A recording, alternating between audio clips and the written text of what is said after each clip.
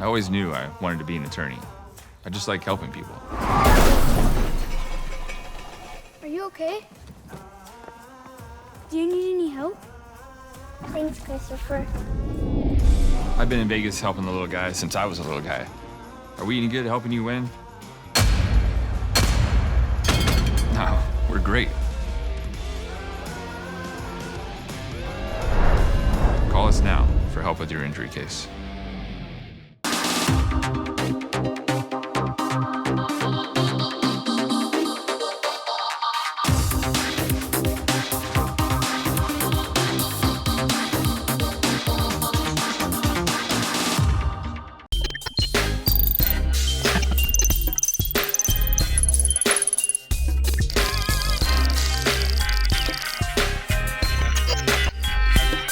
Videos where you have an officer basically around the neck area. These two retired Vegas cops now podcast hosts.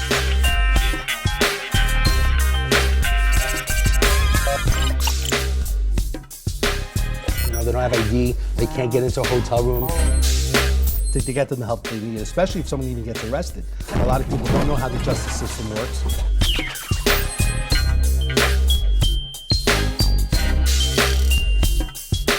You guys have going on is necessary, it's needed.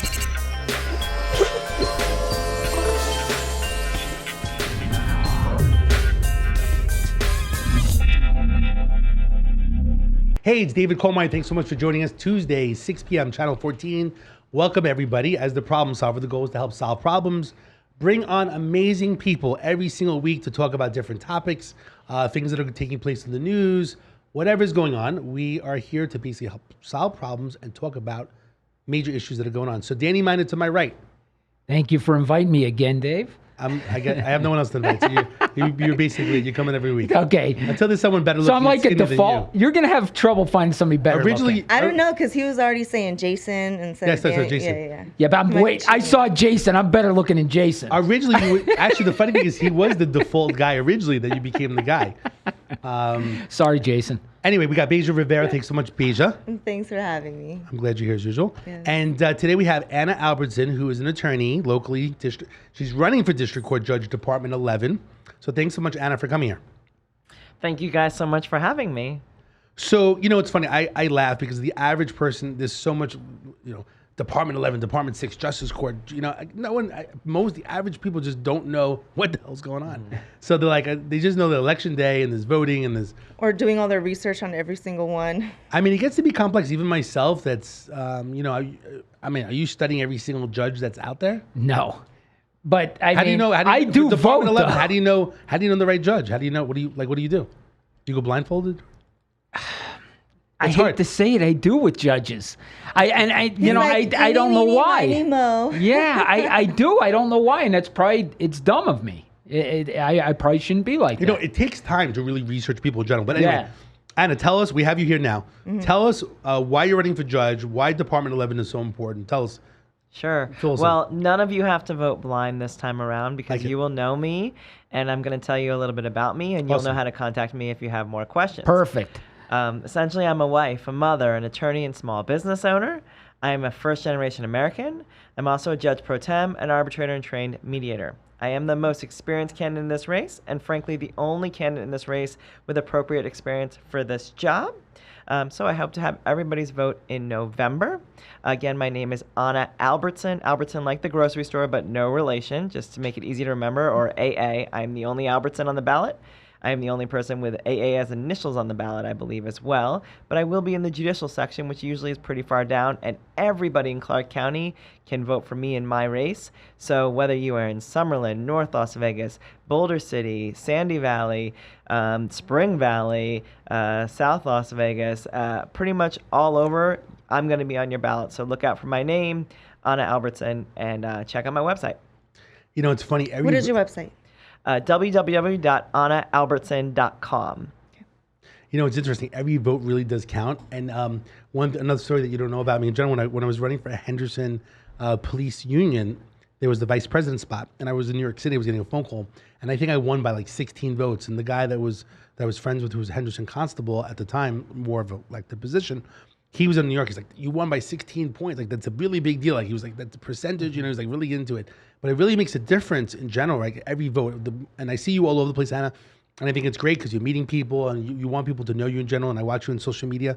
And it's great, because the goal is to build relationships in order to get those votes. And even right now, right? Like, we know you. So, like, we're going to go vote. We're going to see your name. We're going to vote. So I think the more people you meet is really important. But every vote really does count. And that's why people need to get out and vote. Why is it so important to you specifically, this Department 11, your district court? So most people get confused, right? So Justice Court, explain a little bit Justice Court, District Court, the difference. Sure. So you're going to have 5 different, depending on your ballot, you'll likely have 5 different judicial offices on your ballot to vote for. You will have Supreme, which is the Supreme Court of Nevada. You will have Appellate, which is the Appellate Court of Nevada. Both of those are statewide. And then you'll have District, which is mine, which is a countywide race. You'll have Justice, which is citywide, and then Muni Court. So Muni Court and Justice Court are lower courts than the District Court. The District Court is a civil criminal court. More than about 3/4 of what's filed in this court is civil, and it's the kind of cases that you normally read about in the news. A lot of people talk about the McDonald's case where the lady burned herself. That kind of case would be heard in this district court. A lot of people know people have been involved in car accidents. Maybe they've been sued or maybe they've sued somebody. That would be in this district court. Construction defect cases we've seen in this town, those end up in this district court. So essentially, this is one of your most likely courts to end up in if you're not going to court on a traffic ticket. You probably know somebody or you will eventually end up in this court. Now, the reason why my position is so important is because you don't realize how important a judge is until it's too late so often. So I'm running because I've got extensive experience representing individual people, and I realize how important it is to the individuals that appear in court that they have their day, that they get a fair ruling, that they get the right ruling the first time, because appellate work, appealing a decision that's wrong, is way too expensive and way too costly for so many people in this community. One of the quotes you have is, let's make good changes together. When we come back from a commercial break, I want to talk about some things that just happened this week in regard to maybe some changes that need to be done in general. And I'd like to get, especially my co-hosts, to see what their thoughts are, because I think in general we are the average folks that are in the community, and I think it's important for us to share that feedback. So when we get back from a quick break, let's talk about some changes that things have taken this week, and do we think other changes need to be done in our system? So we'll be back in a quick break.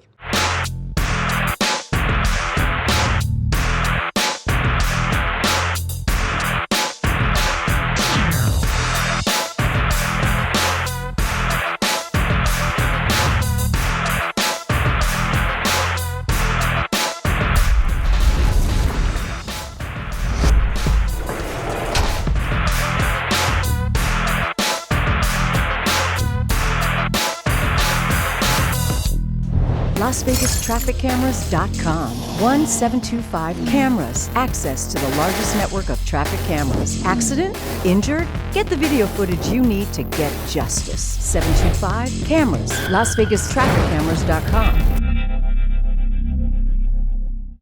Hey, it's David Kohlmeyer, the Problem Solver. Welcome back. Today we are with Anna Albertson, running for judge, and we're talking about some different topics. But I mentioned before we went to break about let's make good changes together. Some things have been happening this week. I wanted to bring up that were a little bit controversial. Some changes that have taken place this week is student, maybe partial student loan forgiveness.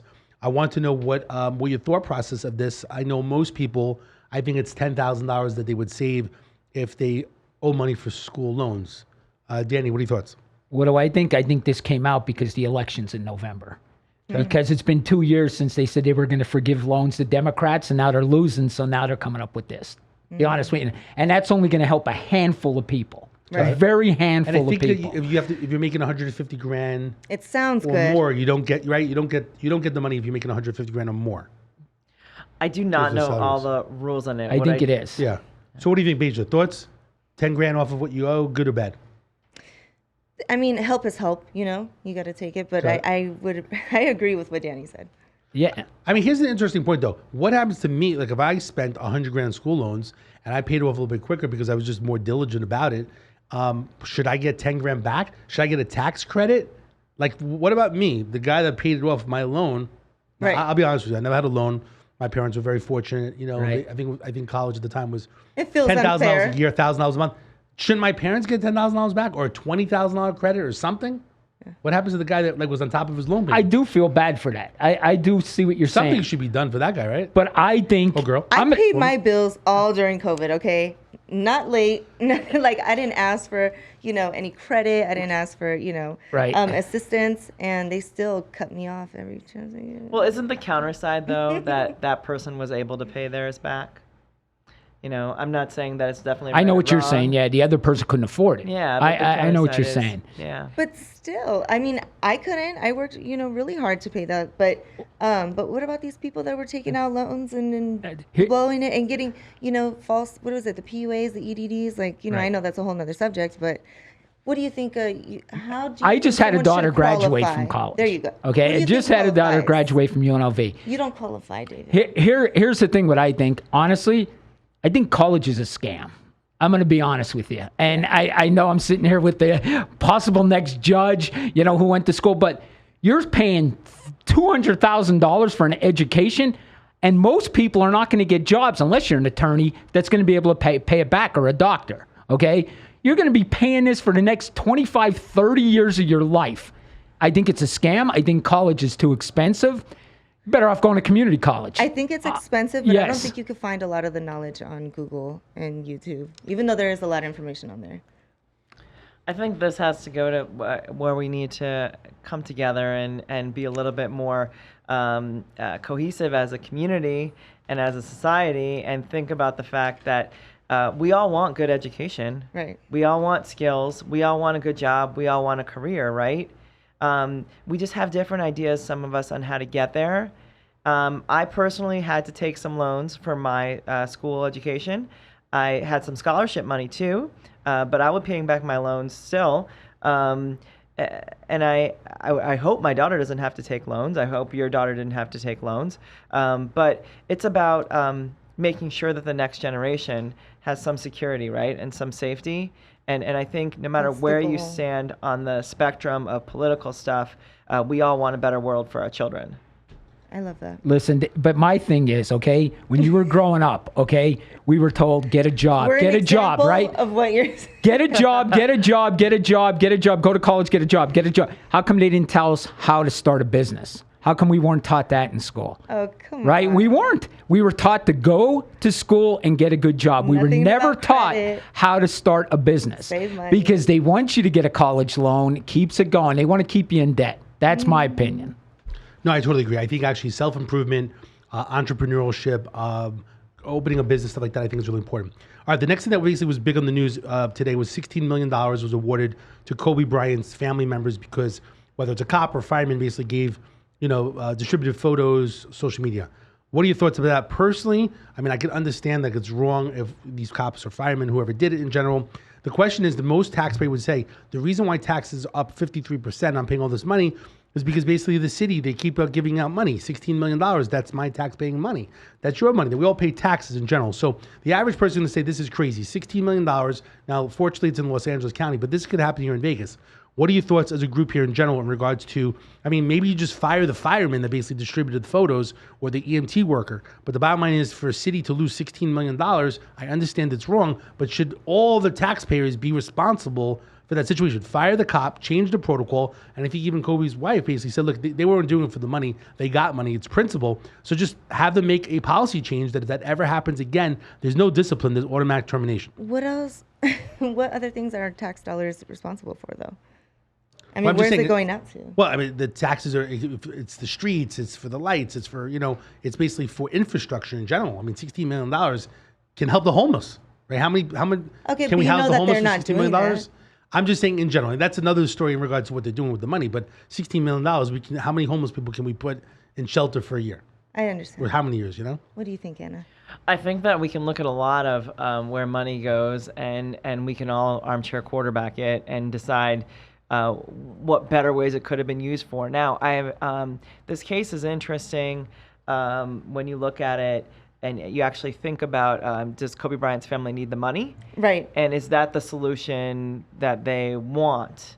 And if so, what are they planning on using the money for? Because maybe some of these things, sometimes alternative resolution or injunctive relief of some kind can come into play where the laws change. They get a policy change, they get a rule change, and that might be more satisfactory than the $16 million to somebody in this type of situation. Now you have to look at each situation separately, and every case that comes before you as a judge, or every claim that's filed, or every issue is often unique and has unique issues. But one of the things, and I've gone through all kinds of dispute mediation training, assessing what parties actually want when they're sitting in a room trying to resolve something, and trying to get them to resolution as best as possible, because a lot of times it isn't money.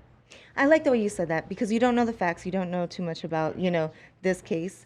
I just think, we're a part of a legal network, so it's interesting that you asked that question, because, if you come to me as a client, I'm going to do everything and anything that I can to try to, win this for you. But I like that. What was the motive? What did she want from that?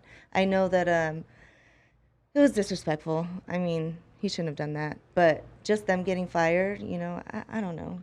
These are great conversations to have, especially when we talk about change. Let's make good changes together, from Anna Albertson, which is her quote. Anyway, we're going to be back in a quick break and talk about something that happened to me today. We'll be back in a quick break. Injured? Call 602-HURT. Car accident? Call 602-HURT. Pacific West Injury Law, a firm that focuses on you. Our firm is dedicated to you and your recovery. No fee until we win. Millions recovered. Here when you need us.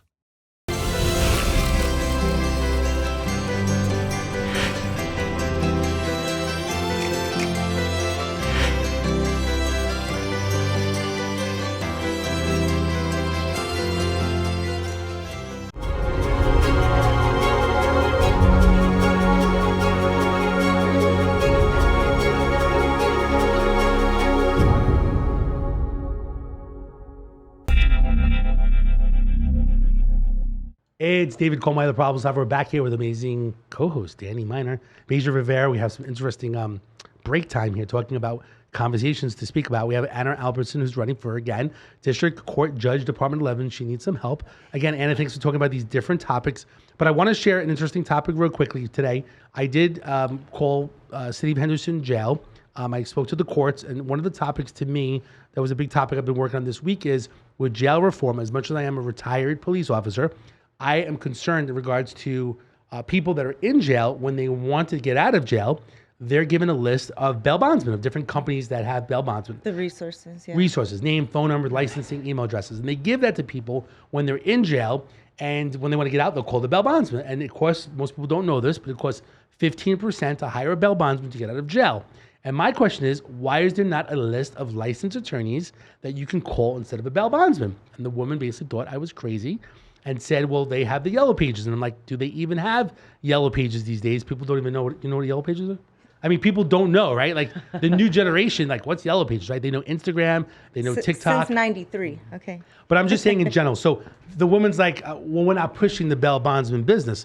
And I have friends that are bail bondsmen, so it's not an issue. But I'm saying some lawyers would actually go to court for free to go down there and basically request them. Yeah. You saying no? Go ahead, jump in. Listen, if I'm in, first of all, we as cops know that you don't need an attorney for your first arraignment. Okay, you really don't. You could have one, but it ain't going to benefit you. Well, things are changing right now, but like a few years ago, right? I know. My thing is, if I'm in jail, I want them to call bail bondsman, because my attorney's not guaranteed to get me out. Get me out of here. No, right. The attorney's not guaranteed to get you out. He's not going to change the bail. He could try to the next day. It also depends when you get arrested, right? So if you get arrested at like 8, if it's 6 o'clock at night and court is at 11 o'clock, and you're going to, right? By the time you pay the bail, you could actually be released on your own recognizance and not pay the bail bondsman.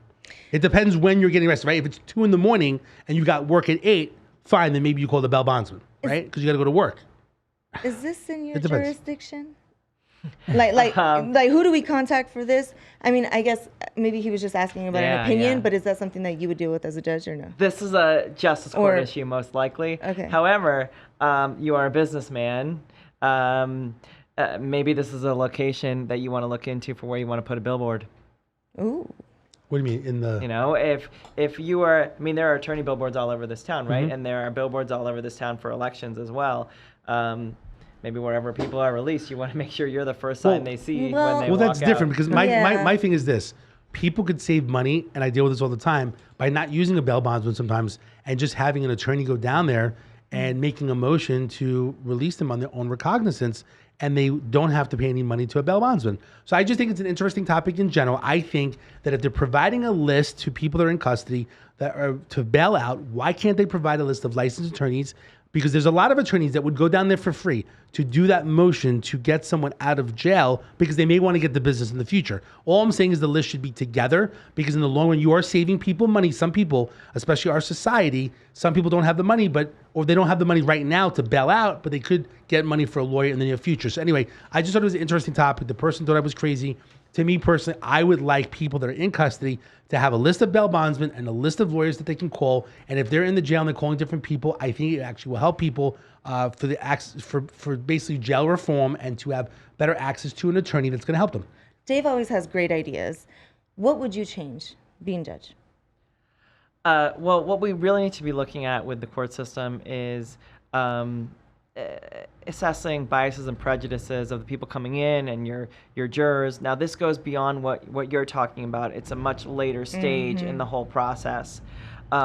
This initial phase doesn't come into the court that I'm running for, because I'm running for district court. So in criminal matters, I'm not going to see them till they get bound up from justice court. And the vast majority of what I'll see in district court is going to be civil matters, the kind of stuff that we read about on the news a lot, or that we see in the news, or we read about in the paper. Yeah. A lot of these big cases that people complain about, those kind of things would come into district court. The Kobe Bryant thing we talked about earlier, that kind of stuff comes into district court. So essentially what we need is fair and impartial judges, judges that are going to be fair to everybody, regardless of race, economics, or gender, and can, across the board, give fair justice in the courtroom, because justice should not be bought. Justice should not be something that we can purchase with our reputation or influence. It should just be fair, yeah. So what's a fun fact about you? I've been wanting to ask this because I know that now your life is on display. Everybody's in your business, Probably, do you have like paparazzi outside? No? Okay. But a fun fact about you. Fun fact. That nobody knows. I have a double jointed left thumb. Ooh, let's see that. Kind of crazy, right? Can we zoom in on this right here? It could spin around, but do it. Does that help if you're a judge in the future? That was cool. Anyways, but that's probably the weirdest thing. I have a double jointed left thumb. Real quickly, I know you're involved in a lot of the community stuff like that. Tell us a little bit about the community involvement. Yes. Sure. Yes, I think it's very important that we're looking at people who are running for office, and you're asking them what they're doing, not just what they did that they got paid for, but what they're doing on a volunteer basis and how they're involved in the community. And one of the things that I've done last couple of years, I started a women's group, a bipartisan women's group. We call it Women's Wellness Afternoon, where we get together, and it is a group of women, anything from doctors to housewives to business owners to everything in between. We have realtors in the group. We have lawyers in the group. We have teachers in the group. And essentially, we get together and we usually pick a topic with each meeting that's interesting. We've done one on mental health. We've done one on estate planning. We've done one on knowing your rights. And we get together for the purpose of networking, socializing, and learning something interesting from each other. Most of the time, we do also try to highlight another woman in the community being our speaker. We've had prosecutors come in and talk. We've had somebody from the ACLU come in and talk. We've had a woman who runs her own law firm come in and talk about what we should all be doing just to make sure that our T's are crossed and our I's are dotted, especially with some of the health issues that some of us have experienced with COVID. And how can women get in touch with you again? Sure. Please go to my website, www.annaalbertson.com, and you should be able to reach me through that website. My phone number's on there. My email's on there. I encourage contact. I want everybody to reach out to me. This is about community. It's about making changes, as Dave highlighted, making changes together and working together. We are way too divided right now. We have been way too divided for too long, and we're getting further apart, unfortunately. We need to come together, especially as we come into this election. Most of us are concerned about a lot of the same things. We want safe schools. We want security for our children. We want a good environment. We want good health care. So a lot of us want all the same things. We just need to come together and try to decide how we're going to work on doing that together. Now, Danny said he's going to be doing that on TikTok. He dances around to different He's going to make changes to the public by using his TikTok platform. 70,000 people following him right now, and we're trying to get it to 100,000. So please follow the Miracle 35 on TikTok. Listen, and I really appreciate you coming here to explain a little bit different things. We had some fun talking about some different topics, some things that are a little bit more out there in general. AnnaAlbertson.com. If you want more information, if you want to help support her, if you want to donate some funds, if you want to walk with her, I'm sure she's looking for amazing people that are out there that want to make some changes as well. And again, let's make good changes together. Anna Albertson, again, thanks so much for joining us today. Thank you so much for having me, everybody. Thanks. Really appreciate Beja, it. amazing questions. Danny, thanks for being good looking here today. Yeah. As usual, I am the problem solver. If you have any problems, please contact the problem solvers right here. There's a QR code on the screen after the show as well. Scan it. Get the Problem Solver app. If you need some help, call us at 702-999-1111, 702-999-1111. Please be safe. We'll see you next week.